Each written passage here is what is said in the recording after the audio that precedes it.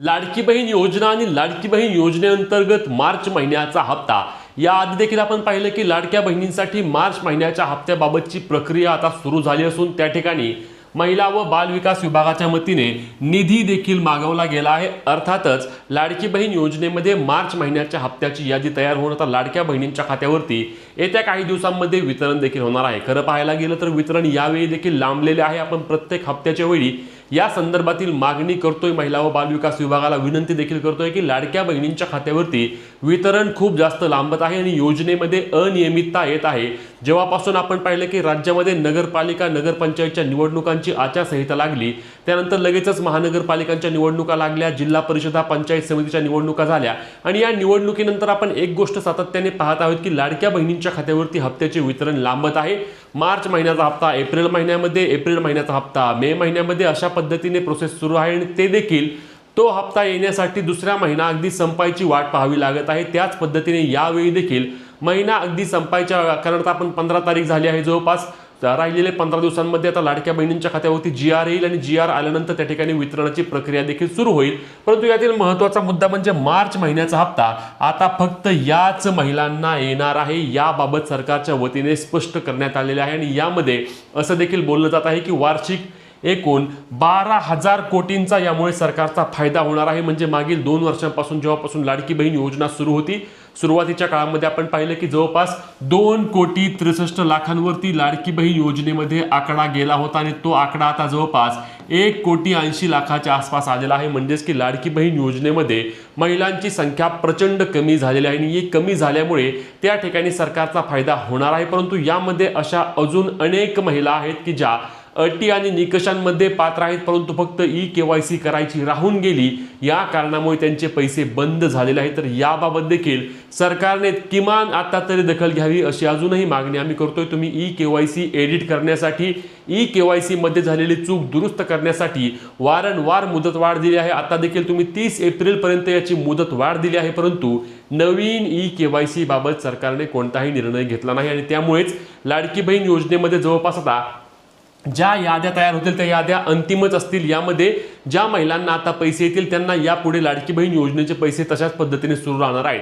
मग आता योजनेचे पैसे नक्की कोणाचे बंद होणार आहेत, कोणत्या लाडक्या बहिणींना धक्का असणार आहे, त्यांना योजनेचे 1500 रुपये यापुढे मिळणार नाही? चला लगेच सविस्तर माहिती जाणून घेऊया। त्यामुळे आधी चॅनलला सबस्क्राईब करून पेजला फॉलो करून घ्या, जेणेकरून या योजना संदर्भातील सर्व अपडेट तुमच्यापर्यंत सर्वात आधी आणि सर्वात योग्य पद्धतीने पोहोचवण्याचे काम आपल्या चॅनल आणि पेजच्या माध्यमातून आपण करतो। तर लाडक्या बहिणींना सर्वात महत्त्वाचा मुद्दा म्हणजे यापुढील लाडकी बहीण योजनेचे पैसे केवळ पात्र आणि पात्र महिलांनाच येणार आहेत। यापुढे लाडकी बहीण योजनेमध्ये सर्व अटी निकषांची त्या ठिकाणी तपासणी होऊन ज्या महिला पात्र ठरतील केवळ त्यांनाच योजनेचे पैसे येणार आहेत। अपात्र महिलांना यापुढे लाडकी बहीण योजनेचा लाभ मिळणार नाही। यातील सर्वात महत्त्वाचा मुद्दा म्हणजे ज्या लाडक्या बहिणींची KYC झाली नाही त्यांचे खरं तर पैसे नोव्हेंबर महिन्यापासून बंद झाले आहेत, परंतु आता त्यांना या योजनेमधून थेट अपात्र केल्याचं समजत आहे। म्हणजेच की नवीन KYC बाबत सध्या तरी सरकारच्या मनामध्ये कोणत्याही प्रकारचा निर्णय दिसत नाही।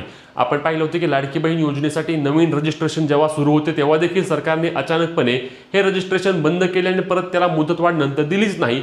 त्याच पद्धतीने आता KYC 31 डिसेंबरला नवीन KYC जी संपली आहे ती नवीन KYC ला मुदतवाढ सरकारने दिलीच नाही आणि अजूनही सरकार फक्त KYC दुरुस्तीला मुदतवाढ देत आहे, परंतु नवीन KYC ला सरकारच्या वतीने मुदतवाढ दिली गेली नाही आणि त्यामुळे त्या लाडक्या बहिणींना यापुढे पैसे येणारच नाहीत। म्हणजे तुम्ही आता जवळपास या 1500 रुपयाला विसरून गेलेलंच बरं आहे। तुम्हाला आता मार्च महिन्याचे देखील पैसे येणार नाहीत, एप्रिल महिन्याचे पैसे येणार नाहीत, मे महिन्याचे पैसे येणार नाहीत। म्हणजे लाडकी बहीण योजनेचा तुमचा लाभ आता पूर्णपणे त्या ठिकाणी थांबवला गेला आहे।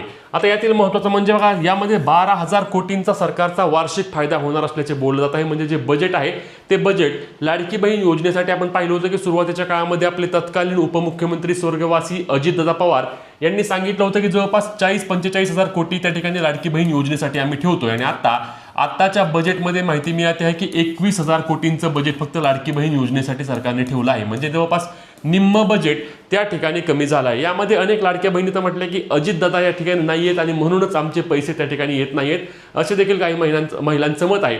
पण सरकारने खरं तर या योजनेकडे चांगल्या पद्धतीने लक्ष देण्याची गरज आहे। या योजनेमध्ये नियमितता असावी, जी पहिली होती त्या पद्धतीने लाडकी बहीण योजना कार्यरत व्हावी अशीच विनंती आम्ही देखील करणार आहोत, कारण लाडकी बहीण योजना क्रांतिकारी योजना आहे, ही खूप चांगल्या पद्धतीने चालणारी योजना आहे.